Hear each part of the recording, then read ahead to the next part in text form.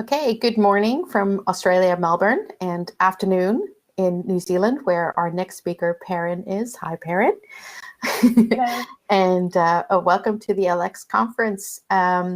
We are into session 5 of our Big Idea sessions. And so my name is Joyce Seitzinger, and together with the team at Academic Tribe, Spiro Soulis and Mark Smithers, we are organizing the conference, and so pleased to have all of you participating with us. Just a little bit of housekeeping before we get into the session. We had a few issues, technical hiccups this morning. Those seem to have all been ironed out, but please, if there are any, don't hesitate to let us know. Kudos to Mark Smithers for ironing all of that out in the background. We've got open studios. We just had an open studio. There will be another one tonight, and the open studio session tonight will turn it into a book club. So come and talk to us about your favorite design books, and let's get a little bit of crowdsourced knowledge there. And I noticed that Stephen has just moved into the room, and he wasn't here this morning, so I'm just going to advance my slides because he may not know this. But Stephen was the winner of our introduction badge competition. So well done, Stephen. And I'll be in touch with you so that you can make a pick from the ebooks that Roosevelt Media have made available to us. Now, if you haven't discovered it yet, we do have a conference store. It's not really a store, but it's a place where we've put resources, the books from Indy, another book from Amy Burvall, who will be speaking tomorrow, and also we've had a discount from Roosevelt Media, who've given 20% discount of all of their design books. So Stephen, you'll be getting one for free, but everyone else, you've got the opportunity for 20% discount of Roosevelt Media books, and they're fantastic. I'm just looking at, I think mine are actually near my bed. So there's that opportunity. And let me see, what other notes do I have? This is the last Big Idea session for this morning kind of block of presentations. And then tonight we've got the open studio. And then I'll also be talking about facilitating design, talking about kind of artifacts and approaches that I use in the facilitation of design processes. But again, this will be a very fluid conversation. I'm really hoping that other people will come in and share as well what they're doing in their organizations. And then, of course, you can continue to contribute to the Open Studio projects. Really keen to not only have some more projects added there, what are you working on, what's work in progress, what would you like to get some feedback on from people here, but also for you to give some feedback to the projects that are already up there. And I've just opened up our second competition. We've just lost Perin. Is she gone altogether? Yeah, she had been running into some firewall issues. Oh no, she's there, hopefully coming back in. So we had the badge competition, and now we've actually started a new competition, which will be about your favorite design quotes. So you can all get creative and get started with putting those out on social media, sharing them in the forum, and then we'll have another giveaway around this time tomorrow. And just with that, in the previous Open Studio, we were briefly talking about the nature of this conference and how we've set it up. We'll be sending you a feedback form because we're really keen to, and we're also keen to just like hear from you here about how it's working for you and what else you would like to see. But just a little bit of a head nod to the people who've been the inspiration for this, which is the iMoot, which is also happening this week, but they've been doing online conferences for the last 5 or 6 years, and it's fully online. They go for 4 days, and almost around the clock, nonstop. And they've actually given us a discount page. So if you follow that link over there, you can actually get a discount if you're keen to continue online conferencing with other people and you are a Moodle user. So kudos to our friends at Pukanui. And the other thing that we've been influenced by is V Connecting, or Virtually Connecting, who are organization that make it possible for people to attend conferences remotely. So they buddy up people with the opportunity to buddy up with someone who is actually attending the conference, and someone from another country who didn't have the budget or was just unable to make those kind of long trips can buddy up with that person and still attend the conference. And it's a really interesting model. Maha, who you have seen in the Twitter stream and also in the sessions, is one of the directors of that. And in fact, I think she might be setting up a V-connecting session to happen after we close our conference. So they've been an inspiration. And I went to UX Australia last year, which I absolutely love, but which was so expensive. And I thought, well, how can we make this more affordable? And if we don't have conference rooms and catering and travel costs and all those other things, how can we still make those interactions possible? So that's a little bit of the inspiration behind the conference. And like I said, happy to get any and all feedback and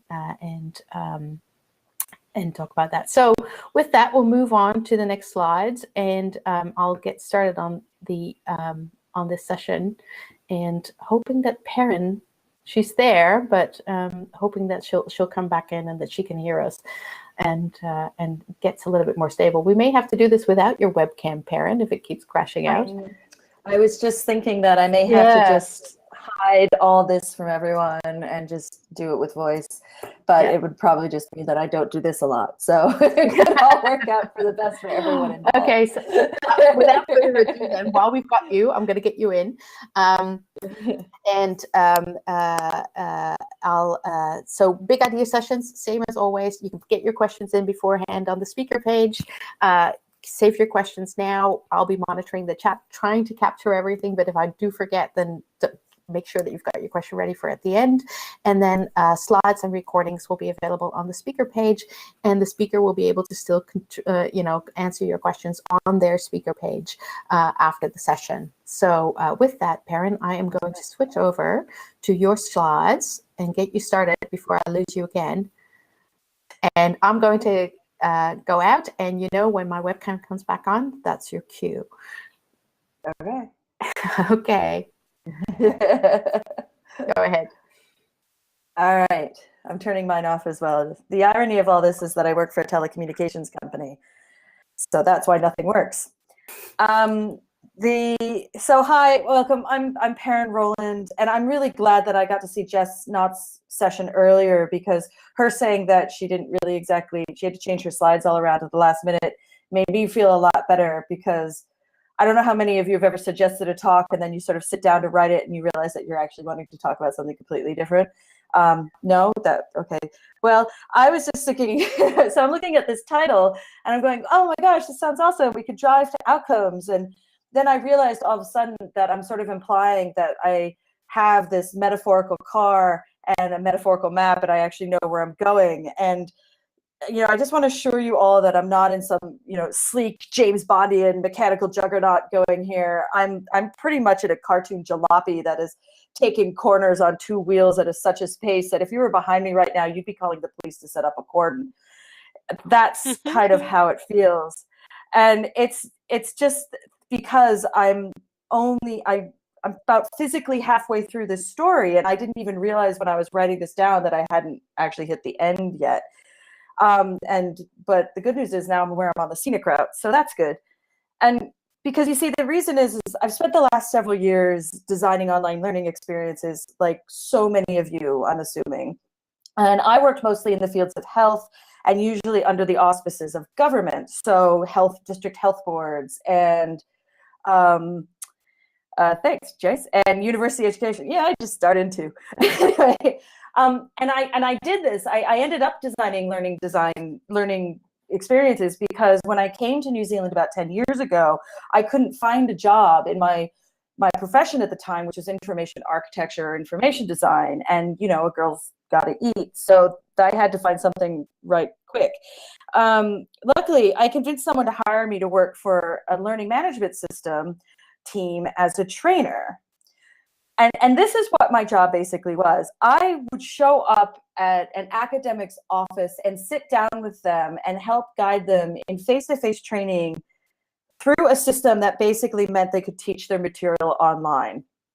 And the irony has still not escaped me in this, but I did that was my first introduction to this world of sort of distance education. And I learned a lot of things. I learned what pedagogy meant, and now I too wield this word with great muster. But on reflection, as I think back to that time, it was a really good transfer of skills for me. I found that I could use a lot of what I knew about designing for behavioral change and transactions to this weird world of e-learning. And eventually, I got the hang of it so that I could actually fake it and create learning for online learning systems with other organizations. The point is that this all changed about 5 months ago. I knuckled up some courage and went to the first UX conference in Auckland. It was called UX Homegrown, and quick perk, it's running again in July, and all of you, I can hope you consider this an official invite. You can stay with me. But while I was there, I met the GM of customer experience, user experience at Spark, which is New Zealand's telecommunication company. The fact that there is a GM of UX in New Zealand about 10 years later really does my head in, because I literally couldn't even find reference to the job. So it sort of shows how this discipline is evolving, and at the rate that it's evolving at. And the next thing I knew, and this was really unexpected, my GM, she invited me to join her team. I know none of you are surprised, but I was at the time. And basically, I was asked to transfer what I knew about learning and education and pedagogy and about living in New Zealand, and bringing it to the user experience team that she was building. So after years and years this chat thing is fabulous, I want to join in, but no, I shall desist. After years and years of convincing people to basically start thinking about co-designing education with students, all of a sudden I'm just flipping it completely on its head, and it's doing my head in. It's working with design thinkers and designers and user experience people, and really bringing learning practices to that space, which sounds really awesome. Like, yay, we get to flip it all around. But it turns out that a lot has happened in UX in the past decade, and I'm not exactly building learning development modules anymore. So when I say that the water is deep, I'm also saying that it is cold, and that there are things swimming around in it, and I don't know what they are. There's definitely a lot more to the world of professional user experience design that I've missed out on recently. And some of it's mundane, and I won't probably bore you with that. But part of it was really wonderful in terms of figuring out that all of a sudden I was part of this new story. And it's this new story that I really wanted to share with you all, because when I saw how these designers that I'm now working with were creating frameworks and they were using journeys, they really helped spark, and I have a joke in here that says no pun intended, but whatever, an idea for a problem that I've been mulling for a really long time, which is this. And frankly, this really should have probably been the title of this talk, which is, how does one design an online and learning environment that drives real learning outcomes? It's an environment where everyone is aligned and delivering the best learning experiences. For the record, I'm still working this out, but I'm pretty convinced that the answer might be with frameworks and journeys. But as of course we know in education, we don't start with a framework because we're told not to, and we've got about 100 years of evidence. Because a framework is a model or a tool. It's a critically important one, but Dewey's point is true that teaching is not about following a recipe or a framework. We don't start there, because teaching is about being flexible enough to connect motivation with purpose, and we're about connecting the learning to the context of the experience. It's why we have to recognize the humanity in learning, and why we build these relationships with our students, whether they're in our classrooms or in our workshops or as our colleagues. And it's why I really like this Dewey cartoon. But it leads us to the central facet that experience, the role that experience plays in education. And this is where Dewey gets paraphrased. It's, we do not learn from experience, we learn from reflecting on experience. And this is the meme that sits on the internet. He never really said that, apparently. I found a whole bunch of evidence that said he didn't, but I think it's a remarkably pithy paraphrase and works well for learner experience designs. Great teaching is not about accessing great content. That's what libraries are for, and bless them big and small for it. But what defines excellence in learning institutions, both big and small, and I've been across a couple now, is how well we and professional teachers design the experience and the interactions that drive learning, which of course leads us to the crux of why LX is so important. If the most important thing in designing good education is about thinking about experiences, well, the most important thing in user experience design is experiences as well. It's experiences and interactions, which are the core of UX design. It's the veritable center of the discipline.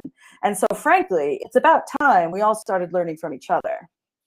So that's where I step off the soapbox and back into the jalopy. So speaking of UX design, which we are now, I really like this Liz Sanders line. It expands out to be something a little bit bigger, which is that there is no such thing as UX design. So there goes that soapbox. There's no such thing as UX design. An experience is a personal moment felt by people, something we don't own as designers. However, we can design for it. I really like this line because a line I use a lot is you can't teach understanding, but you can teach for it. And then I usually like to sort of drop that in the middle of our workshops and watch everybody sort of stumble around when they're talking about understanding. And then we start talking. It really is a great gateway to get people to start talking about what are the behaviors people elicit when they demonstrate understanding. And that's when a really good discussion gets going, is what sort of behaviors are we looking to change, adjust, influence? And so just like understanding, and thank you, Braun, just the same as communities, we can't design these things, but we can design for them. And in that tiny word for, I think is the entire ballgame. When we design for an experience, it means we are creating context to trigger perceptions. And it is these perceptions that are so important, because perceptions can be measured and they can be influenced. Right? Perceptions can be measured and they can be influenced. And that's what we design for. We measure perceptions in UX all the time. UX has these validated tests that produce the system usability score. It's the SUS score. I've gotten very good at talking about it. I don't really know what it is, but I've gotten very good at talking about it. It's completely inexpensive. It's really effective. And what it does is it assesses the usability of a product and the perceptions of it. Right?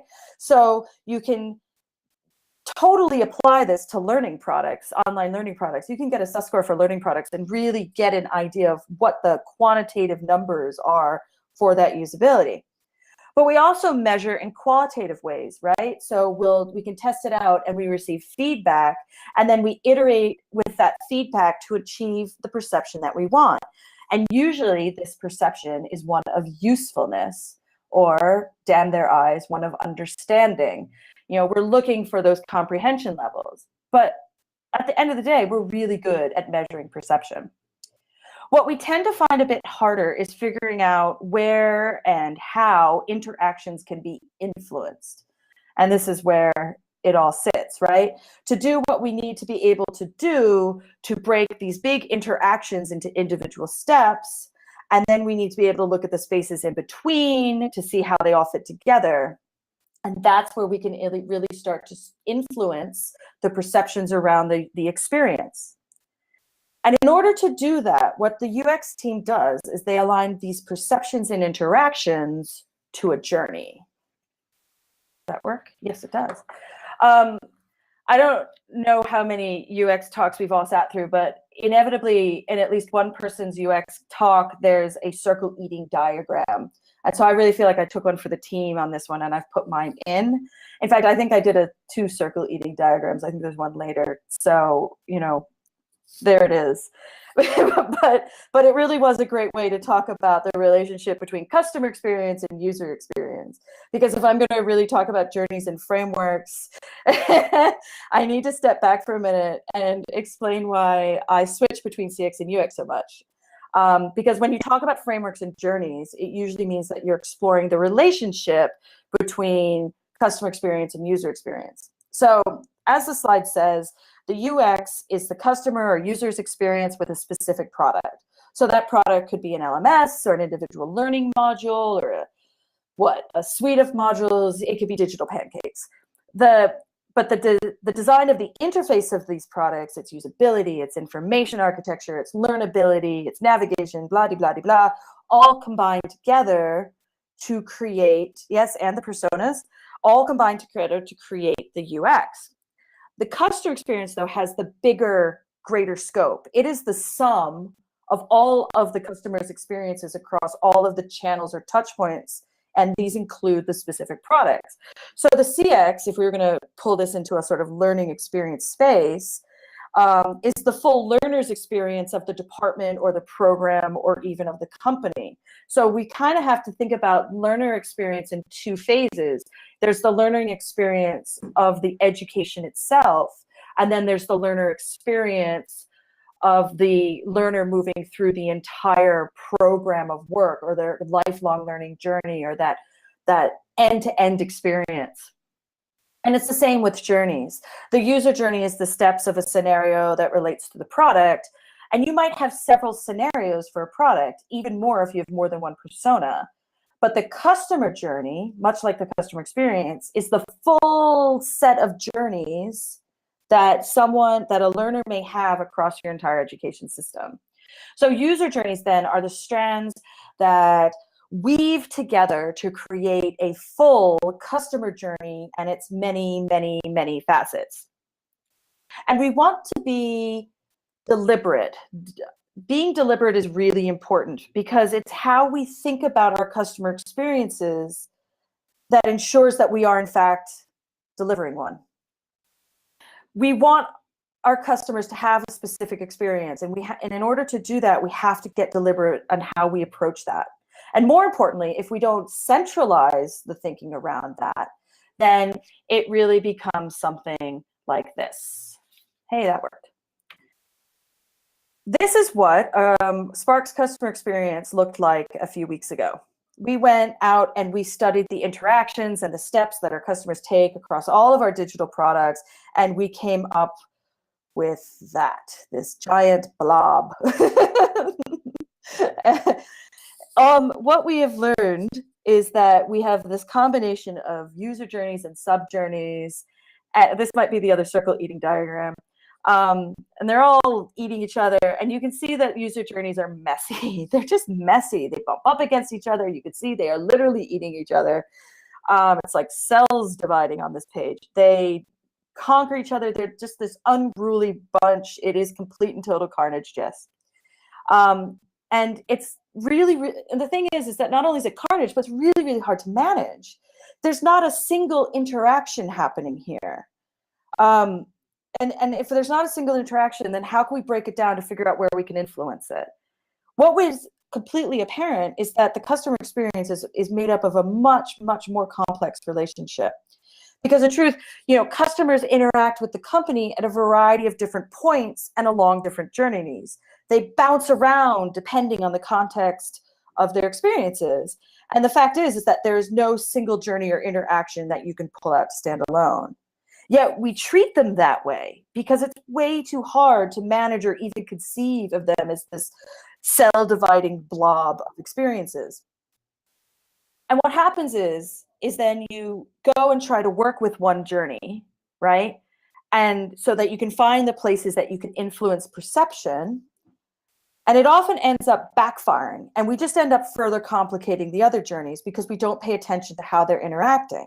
We just dive in, mostly randomly, and we try to create these great standalone experiences and in the process just muck it up for everybody else. And this happens all the time because everyone is working on their different pieces simultaneously. It's why there are these knockdown fights in web development rooms, I'm assuming, in other people's places, and why everyone really protects their patch, because it's really, really easy for someone else to come in and upset the technology or the design or the experience that you worked so hard to get right. You unpick your experience, and oftentimes it just shifts the complexity to another area. So let's see how this could apply to learning systems with see another circle. We've got a theme. So this is not a circle. This is an e-learning module. So when I worked at the District Health Board, we spent a lot of time thinking about the learning experience inside, yes, inside the module. One could argue, this is definitely a well-rounded module. Thank you, Jessica. One could argue that this is the UX, right? So this is the UX. This is the design of the interface, its usability, its information architecture. All of this stuff is combining to create the user experience or the learner experience inside the module, right? So the first question we needed to ask was, how does one do that? How does one design an effective learning module? So after a year, we came up with this way. We started with Kathy Moore's action mapping. And if you don't know what that is, definitely we'll talk about this in the questions. But action mapping was critical because this was the way we thought we could design things to make sure that learning changed behavior.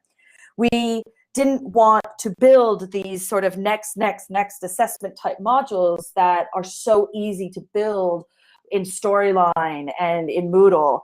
We wanted something that we could really create a behavioral change. And from there, we really needed to figure out a way to build these very, very quickly while we worked with very, very busy subject matter experts. I mean, these were doctors, these were nurses. They did not have a lot of time. So we also looked at agile project management. We applied a lot of design thinking, a lot of Kathy Moore's action mapping, a lot of agile project management, and a bunch of UX principles to make sure that we could all work in a collaborative but lean way when developing learning. And this was sort of our high-level way that we documented that. And we did figure out that we could sustainably build learning that made a measurable difference to the way our workforce behaved. By following this process, we even found out that we could produce e-learning with measurable results in an 8 to 12 week time period. When I started with the DHB, our time period was about a year. So getting it down to 3 months was quite the magic miracle. And we were really, really proud of them.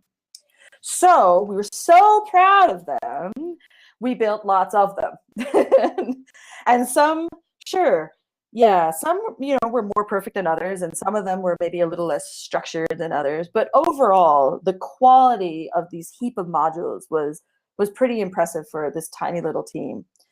And it was like, yay! And then we kind of had this moment where we'd finish the module and we'd, give each other a high five, and then we'd sort of chuck them over the wall and park them in our learning management system, like I imagine, most of you have or would. And we didn't really think much about them. In fact, actually, we thought very little about them. And we were really proud of how little we thought about them. Because what we did at the DHB is we were part of this group of district health boards that all kind of came together in one learning management system. We all had our little areas. And we were really proud of our areas because we categorized ours. We organized them in all sorts of different skill areas. So we had a mandatory training section and a patient safety section and a competency section. I mean, the other DHBs, not to brag, we're all organizing their material alphabetically. And while others did them by date, which was also weird. But the point is we all created this sort of arbitrary taxonomy for our learning modules, which, looking back, I think if we had tested or even thought about how the DHBs would be working together towards sort of unified journeys, if we all kind of had, it would have given us the beginning of a conversation to say, how do we clean this house for ourselves and our learners? We would have realized that we would have had to have taken a different approach. Because even though we thought these modules looked organized, I mean, we had ours organized into mandatory training. How confusing could it be? I feel like right now I really better understand the feedback we were getting at the time, which really indicated that the perceptions of our learners, the perceptions that they were having, meant that while it appeared to be organized, it really still felt like this, right? Journeys are messy. And it doesn't matter whether you're talking about these corporate websites or a learning management system. They're messy. And the problem isn't that they're messy. I mean, I've got the messiest desk in all of Kingdom Come, and I still know where everything is. But the fact is that messiness hides things. And what it really hides is a lot of opportunities. it gives us, it hides the opportunities that we could take to do a whole lot of things, to defend the discipline, to create measurable behavioral change, to connect better with people, to have the opportunity to shift cultural behaviors. Messiness hides those things. And you need something to tackle these complex relationships, because the messiness reveals how complex the relationships are, but it doesn't actually give you any way of diving through them. So we needed something to help us organize our thinking and manage our approach to working within them. Frankly, it would also really help if there was something that we could use that could communicate this complexity to the rest of our organization, and hopefully maybe, play this role in developing a strategy to help us make something a little simpler and a little bit more consistent. And this is where the framework comes in. So at Spark, we used a framework to unpick our journeys and organize them into something more manageable. By laying it all out, by laying our journeys all out into a flat structure, it really allowed us to examine journeys end to end for either a single product or even a learning module, but also across several products simultaneously. We could see how different products move through this journey map. And also, it allowed us to really clearly see the spaces between the journeys so we can better design these transitions. See, the framework gives us the ability to align our customer journeys with our sub-journeys, and this is what makes the difference. Because by making journeys the common thread across all of our interactions, we're essentially making the customer experience central to all of our decisions. I don't understand what you mean to refer to products and journeys. So the journey is the experience and the set of steps that a user will take across your digital landscape. The product is usually those individual products that the person's having the journey within. So a learning module is an example of a product, or in our case, if you're buying something, if you're going to buy a phone, or if you're going to buy broadband, there's a buy journey that you would take to buy those products. So we would map the product to the journey to make sure to see if somebody was having a good experience buying that phone. Product is perhaps how we serve the learner's journey. That's probably true too. Well, this is what I'm trying to do, is connect this idea of journey to educational design. The idea is that we design all these individual learning modules, but we don't actually think about the learning journeys that people are taking within maybe not only within the modules, but across the programs themselves. And if you have something like a journey, then you can imagine that journeys become the backbone along which everything else is going to hang. It allows you to create a conversation where your customer or your learner is central to all of your design decisions.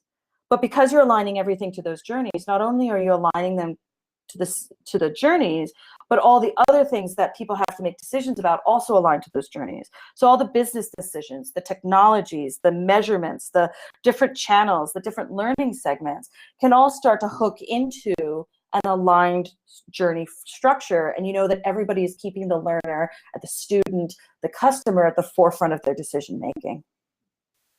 Focusing on journeys really allows us to consistently guide an idea from conception to implementation. And it's like, it becomes the Rosetta Stone for all of your customer or learner experiences. And when you've got that tool or process that's translating between, it allows you to better manage the complexity and minimize the friction that you're providing across the space. It's really just a simple way to cut through the noise to create alignment. So let's really take a look at how this would look in learning, because I do get to it in this slide here, right?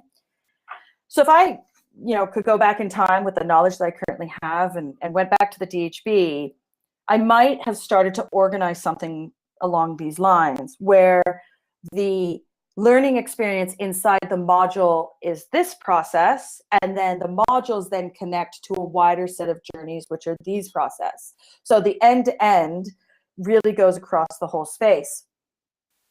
In a weird way, it kind of doesn't matter what you start with, because what really is important is beginning to have the conversations and a vision that allows you to see how everything's going to work together and for what purpose.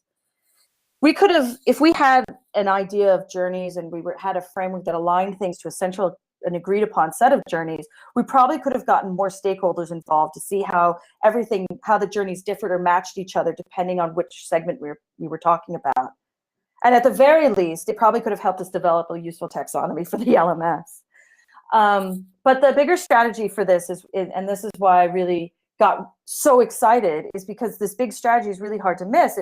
It's that if we had identified and agreed to a set of journeys and a working framework that we could use to align all of our projects in learning and development across the DHB, then we could have aligned our program goals to the journeys as well. And it would have been a really easy way to prioritize the right opportunities that we had in e-learning, as well as all the other face-to-face training that was going on.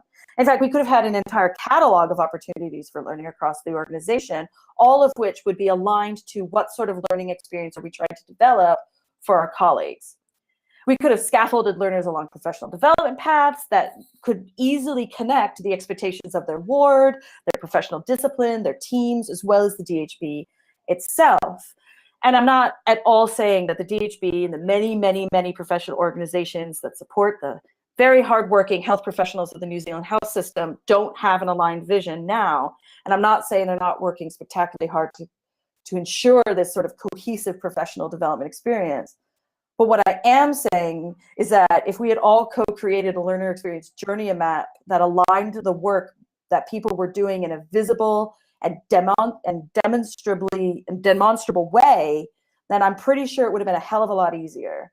It would have been easier to have real conversations about how we're implementing our educational aims across all of our channels, whether they're face-to-face, online, and all the different clinical disciplines.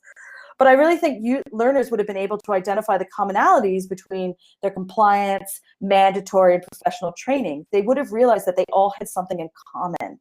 And it would have been easier for online and face-to-face learning to better support each other as well as have an opportunity to reflect those findings in a way that people would have understood and carried forward in their own work. It would have centralized it without having one person being the central focus. And it would have ensured that the wider technical developments, the measurable outcomes, and all the other campaigns aligned to the opportunities highlighted by the framework as well.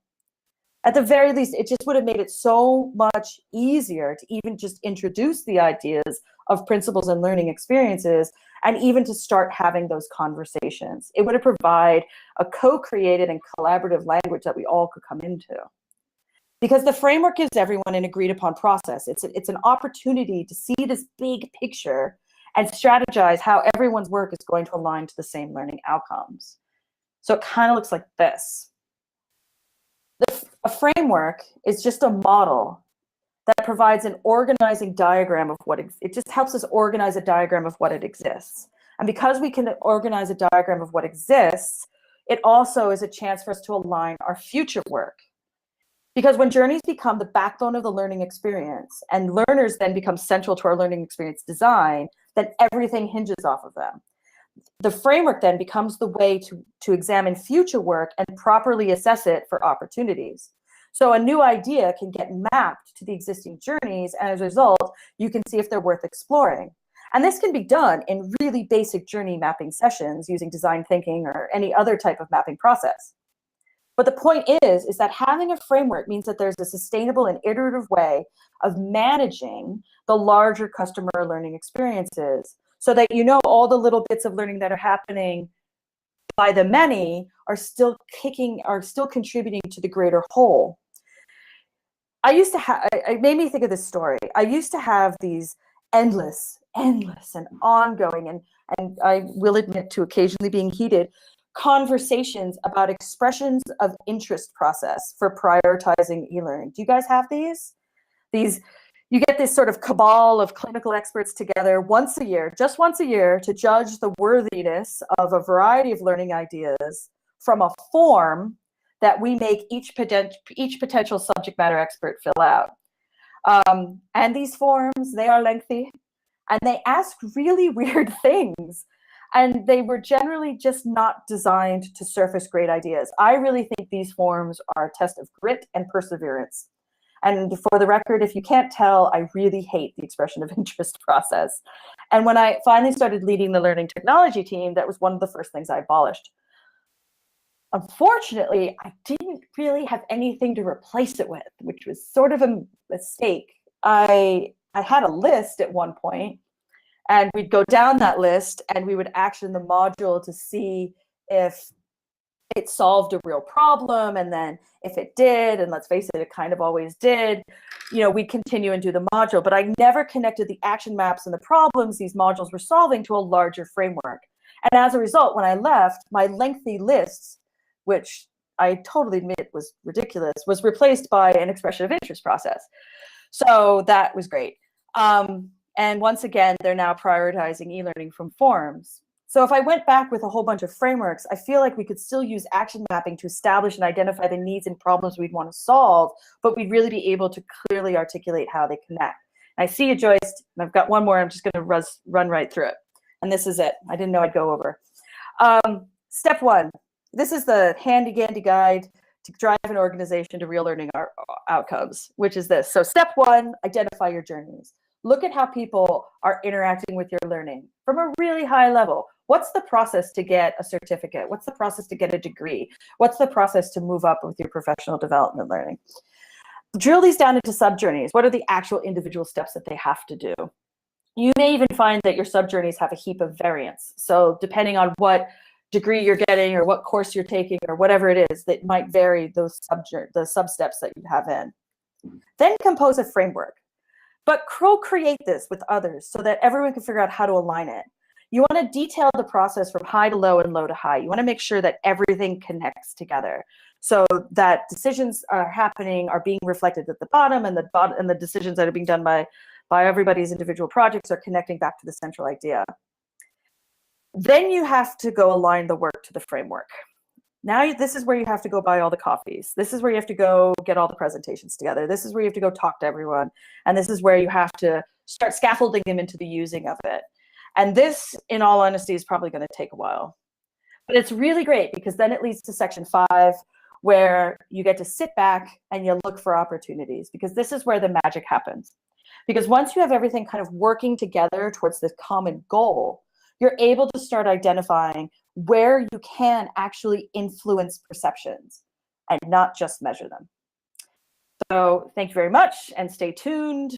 Maybe next year I'll have the end of the story, which tells you how much I actually spent in coffee. We'll try it. Should we try it with webcam? Nope.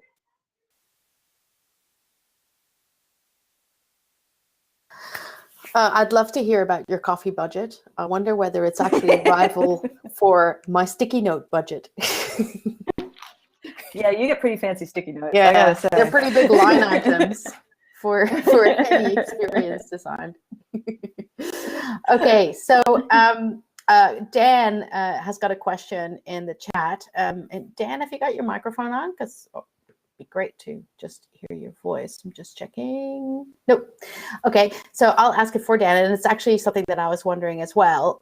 Just to make it more concrete, if you've got some examples of a framework in this context, and I'm also thinking about, like relating that framework to others, because even though it might work, for your design team, and they understand the framework, like how do you relate it to your customers, which are people with a purpose? So we've used design thinking as the core elements for our framework. So we start off generally with identifying what the problem is, and we document this in a canvas. So we've modified a design canvas to be appropriate for the industry that I'm working in. And from that, and what that allows us to do is it identifies the real problem that we're trying to solve here, as well as a clear high-level vision for what that solution is. And then what we do is we take that solution and we put it through a journey map. So we have our high-level journeys. We've got about 5 customer experience journeys. And inside of those 5 customer experience journeys, we have between 2 and 4 missions or sub-journeys. So, we've got a buy journey and a research journey and a setup journey, and these all are part of how you join into our organization. So if I go back here for a quick second, these would be our big customer experience journeys, and then these would be our sub journeys that we would have here. So what we'd actually do is take the idea that people gave to us and we'd map it through a journey map, and there's heaps of design thinking examples of journey mapping out on the interwebs, and we've set up our journey map to basically highlight the opportunities that we would want to take once we're aware of the situation. And this journey map is basically just a giant facilitated conversation with everybody who has skin in the game. So, and we've done this a whole heap of different ways, this journey map. We've done it with PowerPoint slides in which everybody starts contributing live. I've set up brown paper around a room and handed out sticky notes and said, okay, start role playing. How, as a customer, do I set up this phone? What's the role play in that? And through that role play, you really start teasing out a lot of the ideas that come through. Yeah, totally. That come through with what those journey experiences are. And what this basically allows you to do is it allows you to get every single idea on the board. And this is important. And this is sort of the crux of design thinking, is that too often than not, when you're working solo, you're working with one person, you have a really limited idea of what the problem, the solution, and all the variances in that space. When you open that up really wide with a sort of double diamonds, and you open it up really wide to get everybody's feedback, and you get it all sprayed up so everyone can see it, all of a sudden you're making much better decisions. So from the journey map, the framework then continues into task flows and prototypes. So from the journey map, we identify the prototypes, we then flow it out into specific tasks, and then we come up with a really budget paper prototype that we test with customers. And from that, and we've got a very schmancy lab here that allows us to bring customers in, and we actually test them live, and we put them through their paces and then give them money for it. And it results in us getting these both quantitative and qualitative feedback scores. And we take all that information, we write it up, and we look at it and examine it and say, look, these are the opportunities that we have to influence different perceptions. This is where you actually, when you're working through this journey, these are the opportunities that you can have to make this better for your learner. This is how you bring the learner more into the room when you're designing. And this has crazy implications, because if you think about machine learning and you think about data analytics, once you've got your journeys mapped, you can actually connect it to measured out. I'm like, have crazy hand gestures going on here, and I just realized my webcam's still not on. Yeah. But you can have these. When I die, it'll just give me an opportunity to be quiet. Actually, I'm just gonna let you know that we've got a related question from is it Parv? And I think that Parv, you're at Core Ed, aren't you, in New Zealand? And with a question about how do you evaluate the effectiveness of a journey action mapping activity? Is it a time-consuming exercise? And I think in a way it is kind of related to the mental model that Indy showed us yesterday during her session, where she was talking about some of them having taken like months and months, so like 14 weeks and things. So oh, wow. I suppose it's how long is a piece of string, but journey mapping can be really time intensive. And I suppose in a way it's how do you evaluate the effectiveness of it, but also like how do you justify it as part of your design process to the organization, I suppose. Well, we've got a lot of repeatable deliverables. So our personas are data-driven and established. So we know who our segments and personas are, and they're measured and they come from our real data. So we use those. Our journey mapping sessions kick off with an initial 2-hour meeting. And then if we've got 2 days of work, we're done in 2 days. So we've got our journey mapping sessions down to probably in hours, a total of 12 hours. Okay, that's interesting because we one of the organizations that we work with just finished off a really large journey mapping session. This is a big university, and they basically did a year and a half of research to determine both who their segments are and also the different journeys and the different moments that are aligned to that journey. What are the moments that are really important for students where you can really make a difference in, and that's going to be different for different segments, right? But yeah, I think they had like half a year to set up the design project, create the relationships, blah blah blah, and then like a year and a half, I think. But Spiros was actually sideways related to that. He might have better idea about just how much time it took, but I believe the total was 2 years. But super valuable because now you've got all of those things, and you can start sharing those artifacts with the rest of the university without everyone having to go and do the user research, right? Sorry. Yeah, go on. But that's the cool part about it is you invested that time up front, and that's your journeys, right? You've set up your journeys, you've got your sub journeys. Now you just have to figure out a way for people to look at those and say, okay, how does my work align with that? And that's where the framework comes in.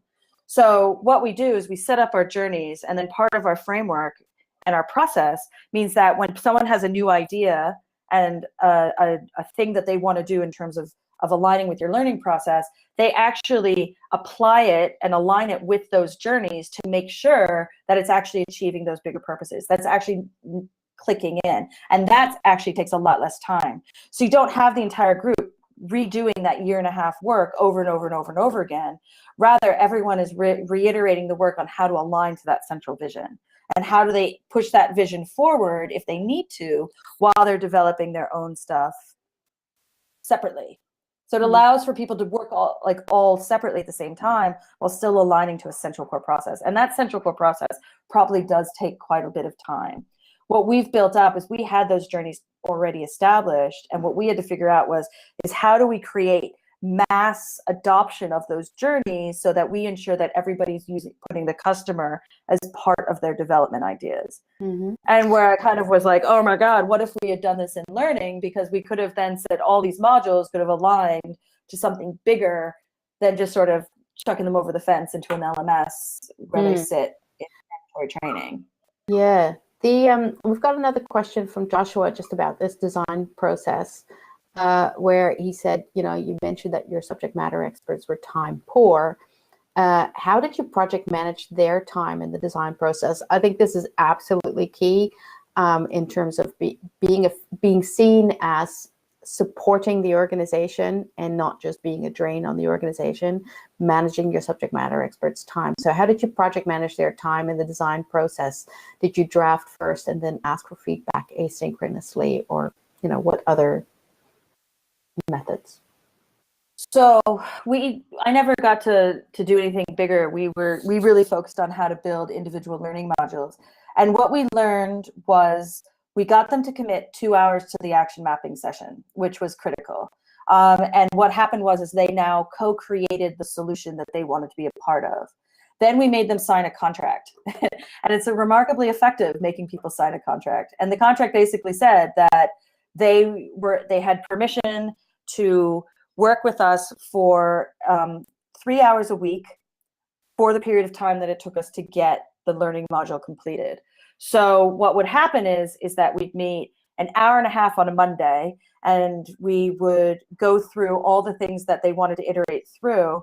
And then on the Friday, they'd come back together, on like the Thursday, they'd come back in and they would see the work that had happened, adjust changes, make things happen, move things along, and then the instructional designer would continue again. So there was this sort of, treadmill that really had this sort of 3-hour commitment from whoever wanted to do whatever subject matter expert wanted to do the learning. Mm-hmm. Yeah, and certainly it worked.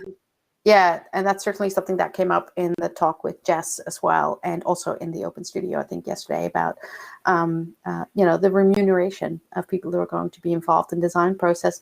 And in a way, it's only logical because being involved in a co-design process, if you are a design organization, if you're an organization that is constantly in the improvement business, then that should just be a part of everyone's job. So you so can't layer it on top. So true.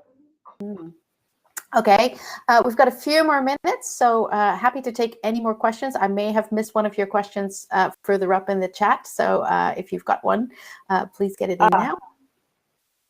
So we do use Post-it notes. I don't think UX would exist without Post-it notes. I've come to firmly down on that side of the camp that the discipline just wouldn't have happened without 3M. Sometimes, as I said, we do use a lot of PowerPoint here. And the software we recommend for map design, the UX team uses Sketch quite a lot, which is about $99. So it's a pretty low cost solution for a pretty serious design software. And that's pretty much primarily what we use. Post-it notes and Sketch.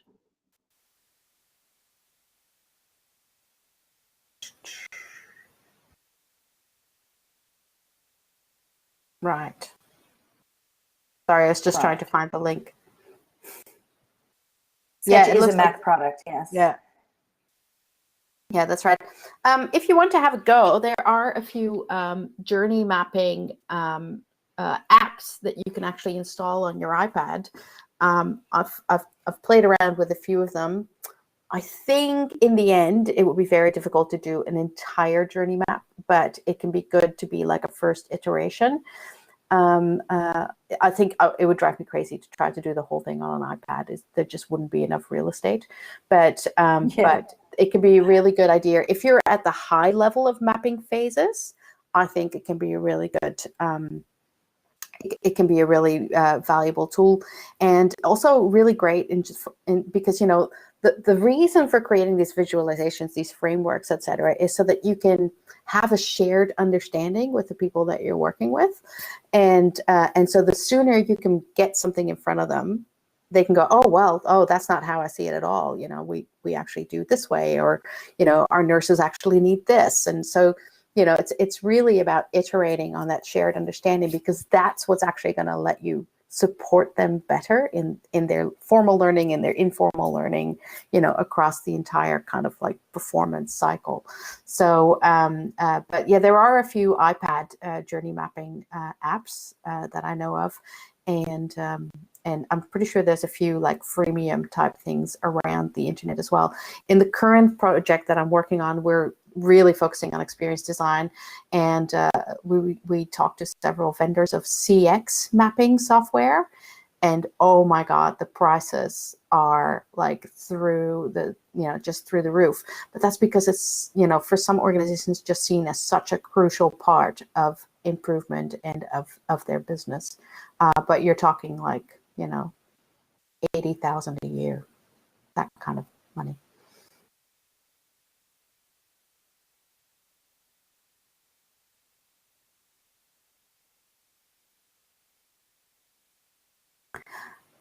Okay, I'm not sure we've still got Perin. She seems to have dropped off. She's back in.